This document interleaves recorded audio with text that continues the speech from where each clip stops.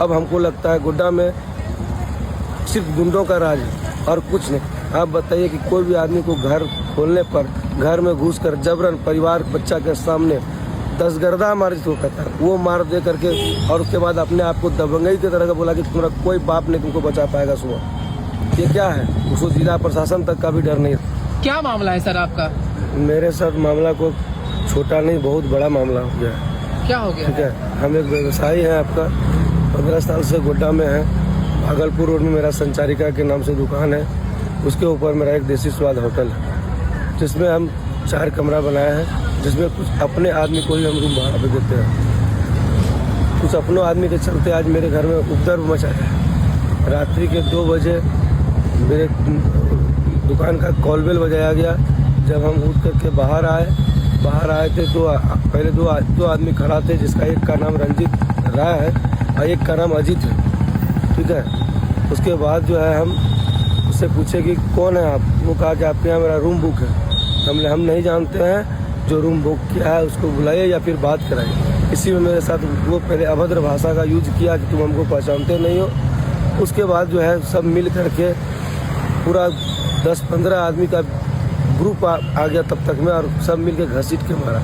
इतने बीच में जो है मेरा छोटा भाई तब तक में जगह बीच बचाव के लिए आया, तो उसको घींच कर बोरा के तरह उठा करके गाड़ी में घुस करके मारा है, जिसके कारण उसका माथा का सर फट गया, जिससे हम यहाँ गोड्डा सदर अस्पताल में उसका इलाज भी करवाए हैं। और यह रिपोर्ट हम रात्रि के 2 बजे थाना में देने के लिए आए हैं, लेकिन थाना में बोला गया कि 112 पे कॉल कीजिए। 112 पे हमने कॉल किया, लेकिन सुबह तक कोई नहीं आया।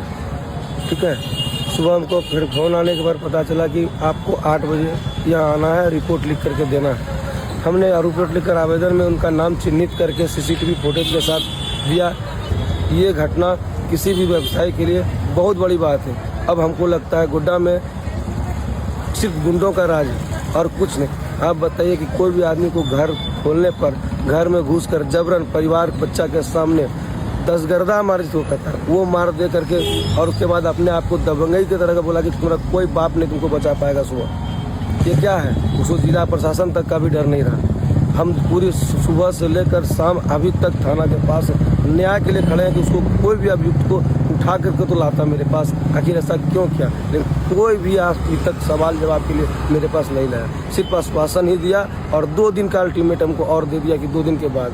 मेरा भाई का बताइए सर फटा हुआ, हमारा पूरा शरीर में चोट है, आवाज़ मेरा खराब हो गया है। मेरे साथ जो भी आप किस मुँह लेकर के हम मोहल्ला में रहेंगे बताइए? तो वो अभी तक माफ़ी मांगने तक भी कोई नहीं आया है कि क्या है नहीं है। हम तो किसी को छोड़ने वाले नहीं हैं। यहाँ अगर नहीं हुआ तो इसके ऊपर है, हमको कोर्ट पर भरोसा है, ना होगा कोर्ट जाएंगे।